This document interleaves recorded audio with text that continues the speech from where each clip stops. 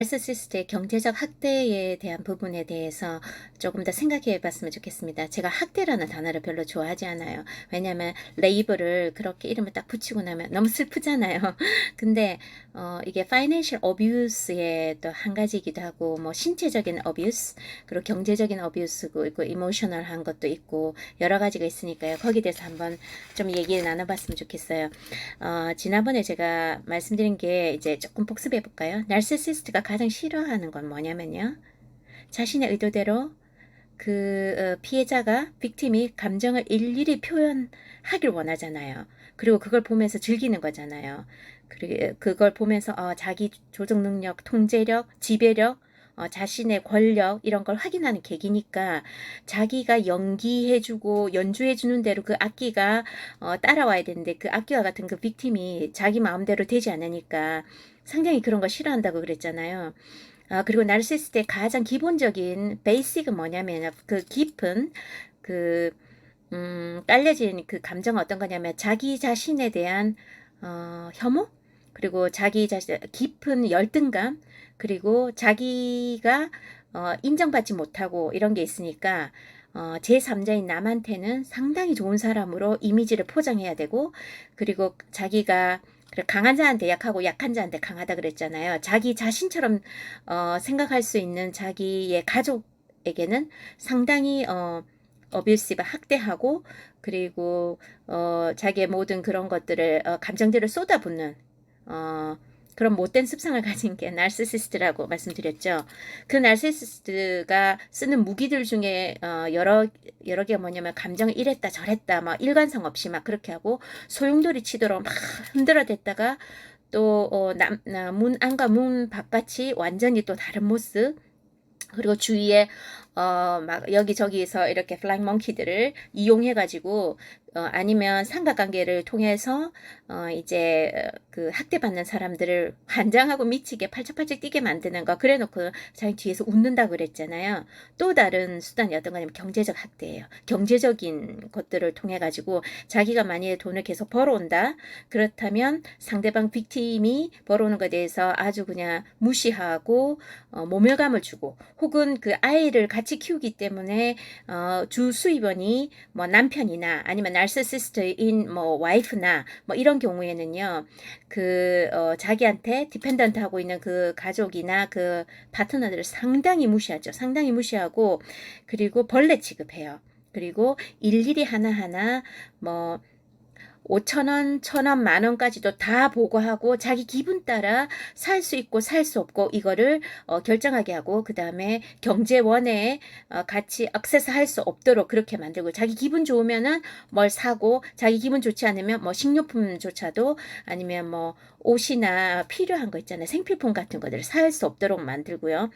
그리고 어, 돈 주는 거 거절하고 함께 조인트 어카운트를 만드는 것도 거절하고 그다음에 이 사람들은 상당히 속이는 자들이라 그랬잖아요. 자기가 뒤로 뒷구멍으로 굉장히 돈을 많이 속여요. 그러다 보니까 어, 그거에 대한 마음속 깊은 곳에서는 굉장히 guilty한 feeling이 a sense of a feeling of guilt가 있긴 있거든요. 죄책감이 있으니까 그 죄책감을 투사하거나 그 죄책감을 덮어씌우는 거라 그랬잖아요. 그래서 가장 잘하는 게 자기가 뒷꽁무니로 돈을 엄청 모으고 어, 그 빅팀이 피해자가 혹시라도 조금이라도 1,000원 단돈 1,000원이든 5,000원이든 모을까봐 상당히 거기에 대해서 센시티브하고 그리고 오히려 덮어씌우는 거야. 자기가 거짓말하고 너 거짓말했지. 너 똑바로 말해. 이런 식으로 밀어붙인다든가 자기가 돈을 엄청 뒤에 계속해서 모으면서 너 돈 어디다 썼어. 너 나 몰래 돈 모으는 거야. 막 이렇게 한다든가 자기가 막 때리고 못 살게 그러니까 나 기억 안 난다고 넌 어떻게 그렇게 과거에 얽매여 내가 언제 그랬다고 그랬어 그럼 그때 말을 하지 그랬어 뭐 이렇게 나온다든가 그리고 말을 하면 이제 그 커뮤니케이션을 싫어한다 그랬잖아요. 커뮤니케이션 하면 왜냐면 자기가 완전히 통제할 수 있는 그 권력을 잃어버리니까 어 어설티브해지는 거 상당히 싫어해서 그 커뮤니케이션을 1분, 2분 이상 하지 않으려고 하는 거예요. 거기에 대해서 말씀드렸잖아요. 자, 이제 이런 문제점들에 대해서 상당히 말을 했고, 그 다음에 또 자기 개발하는 거, 빅팀이 자기 개발해서 막상 거기를 뛰쳐나가거나 아니면 코디펜던트에서 인디펜던트, 그러니까 독립적으로 되는 것을 상당히 싫어요. 왜냐하면 갖고 놀 장난감이 사라지는 거니까요. 이 사람이 좀 더 단호해지고 어설티브해지고 그다음에 노라고 바운더리를 딱 해서 자기를 보호하는 거를 경계선을 설치하기 시작하고, 그리고 나서 자기가 자기의 감정을 지키려고 하면 자기의 100% 통제권을 잃어버리는 거잖아요. 그래서 그 사람이 자기 개발을 해서 그렇게 하는 거 싫어요. 그리고 토이였는데, 왜 있잖아요. 고양이가 뭐 예를 들어서 뭘 갖고 쥐를 갖고 논다고 칩시다. 그러면 막 이렇게 하는데, 내가 아는 이 바운더리 안에서 내가 기분 나쁠 때 막 이렇게 하고 막 화가 나고 이러면 아하하 웃다가 또 심심한 또 너무 힘들으면 잠시 내버려뒀다가 또 이제 자기가 기분이 나쁘면 또 막 이렇게 갖고 놀 수 있는데, 이 사정거리 안에 있어야 되는데 여기를 벗어날까봐 상당히 또 그런 걸 불안해해요. 그래서 자기 개발조차 못하게 하고, 그 다음에 상당히 무시하고, 그러나 돈에 대한 접근권은 완전히 없애고, 그리고 반드시 자기한테 모든 것들을 다 타쓰게 하고, 함께 공동적인 이런 게 아니라 자기의 모든 통제권을 가지고, 그리고 언어적으로 상당히 무시하고 그 사람의 자아감을 완전히 떨어뜨린 다음에 완전히 희망을 잃어버리고, 여기서 벗어날 수 없겠구나, 그런 가스라이팅 당한 그 빅팀이 자기에게 단호하게 말을 할 수 없도록 그 물질을 최대한으로 이용하는 거죠. 그럼 오늘 이 부분에 대해서 또 조금 나누고 싶은데요. 그럼 어떻게 해야 될까요? 일단 경제적 학대를 당하면 상당히 이건 자괴감이 드는 일이거든요. 상당히 속상한 걸 넘어서서 정말 죽고 싶을 정도로 정말 자기 자신이 싫어져요. 자기 혐오가 생겨요. 내가 왜 이렇게 하고 살아야 되지? 뭐 이런 마음들 들고요. 특히 어린 자녀들을 키우는 엄마나 혹은 아빠가 그 빅팀이라면, 피해자라면, 그 아이를 놓고 자기의 그 자기 개발을 위해서 나가서 100% 어떻게 할 수가 없잖아요. 왜냐면 아이들을 보호해야 되니까요. 아이들도 그 빅팀 중에 또 한 부분이기 때문에, 그러다 보니까 이럴 수도 없고 저럴 수도 없는 상황에 그 사이에 있게 되고, 그걸 잘 아는 아주 야가 빠진 그 나르시시스트들이 그런 파트너들이 그런 걸 이용하는 거죠. 딱 한 가지 부분에 대해서만 나눌게요. 먼저 일단 경제적인 이 부분은 이렇게 차치하고 어떻게 해야 될까요? 만일에 나르시시스트와 그 빅팀의 관계가 가족이 아니라면 떠나는 게 맞다는 생각이 듭니다. 저는 제가 크리스천이기 때문에 이거 뭐 가정을 깨고 이런 거에 대해서 상당히 별로 좋게 생각하지 않았어요. 그런데 제가 나이가 들고 저도 결혼 생활 20년이 훨씬 넘었고, 그리고 아이를 낳아서 키워보고 직접 간접적으로 많은 인생의 경험들을 하면서 제가 상담을 한 경우도 있고 상담을 해드린 경우도 있고, 너무 많은 여러 가지를 보고 나니까 사람이 고칠 수 없는 부분들이 있더라고요.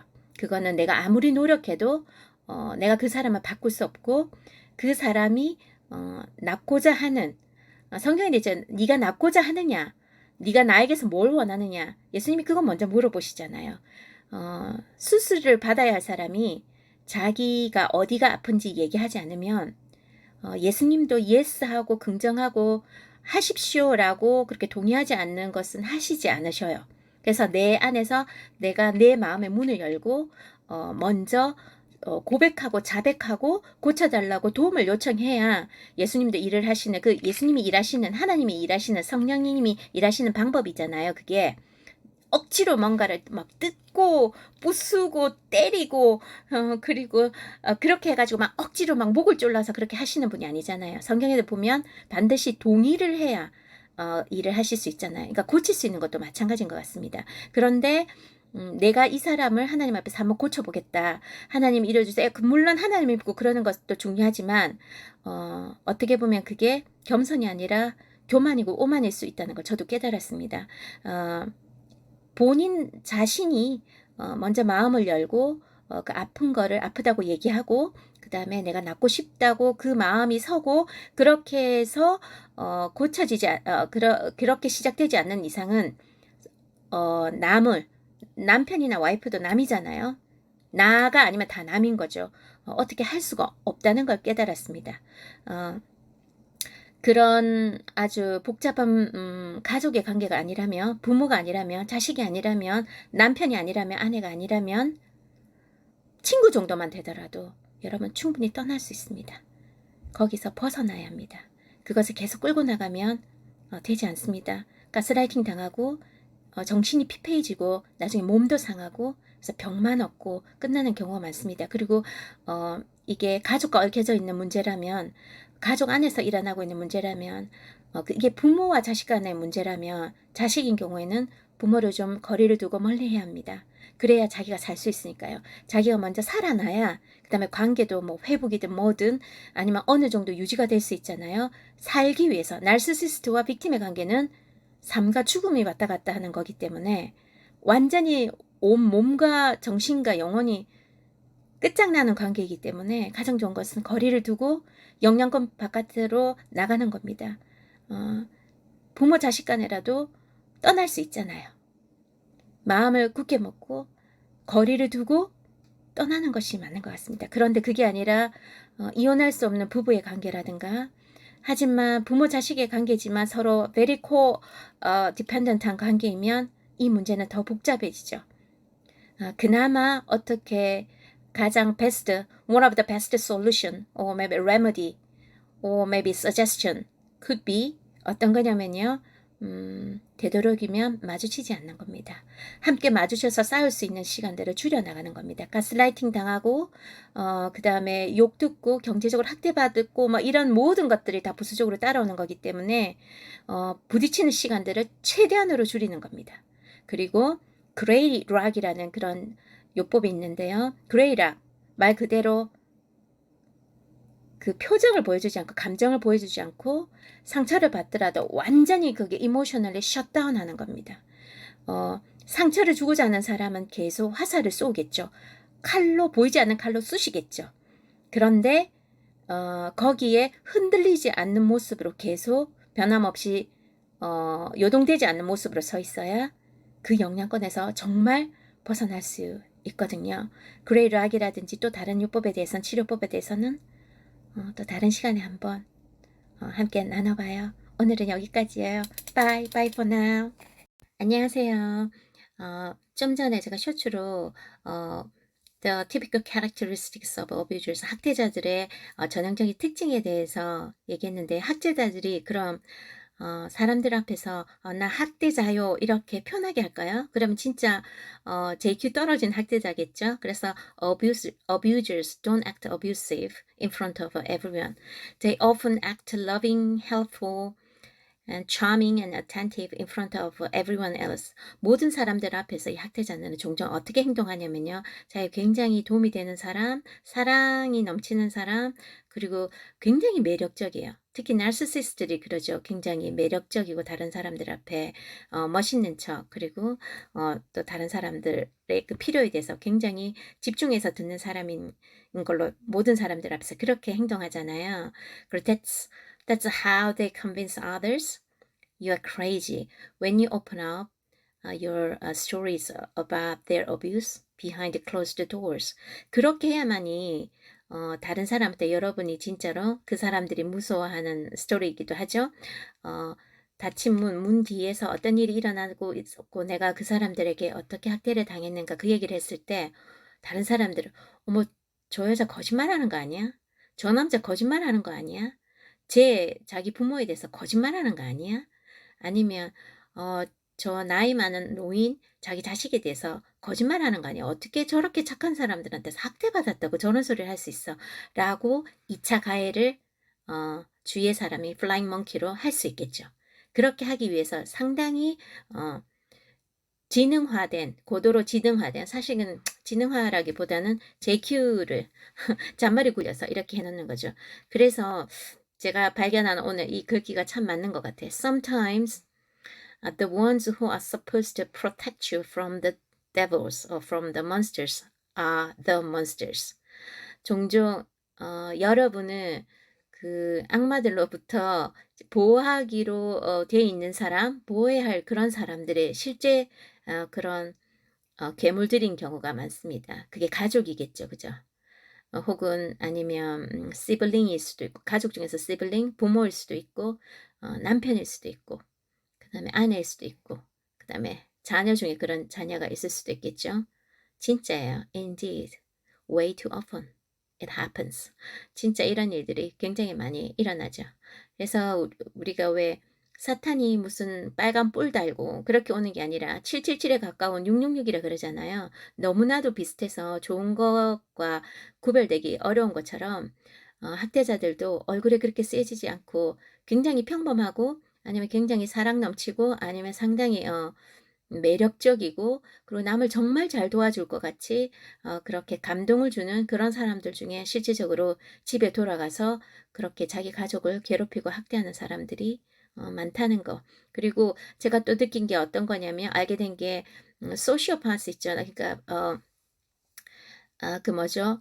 사이코파스는요. 사실은 이렇게 표가 나요. 이렇게 자기 생긴 거나 아니면 이렇게 표정이나 이런 거에서 우리가 읽을 수 있는데 소시오파스나 나르시시스트는 저희가 잘 구별하기 힘들거든요. 근데 한국 사람들 중에도 소시오파스가 제법 많고 그래서 보통 어 4-5 명이 걸어가면 거기서 한두 명은 소시오파스라고 할 정도로 나르시시스트도 한 25% 에서 30% 그레이드가 다 다른데 아주 지독한 나르시시스트가 아니라 어느 정도 나르시시스트인 사람들이 그렇게 25%에서 30% 소시오파스도 그렇게 보고 있더라고요. 그래서 여러분 이게 남의 얘기가 아니라 자기 가정에 있을 수도 있고 그다음에 자기랑 가장 가까운 친구들 사이에서 또 무엇보다도 보스와 거기에서 employee로 있는 경우도 참 많습니다.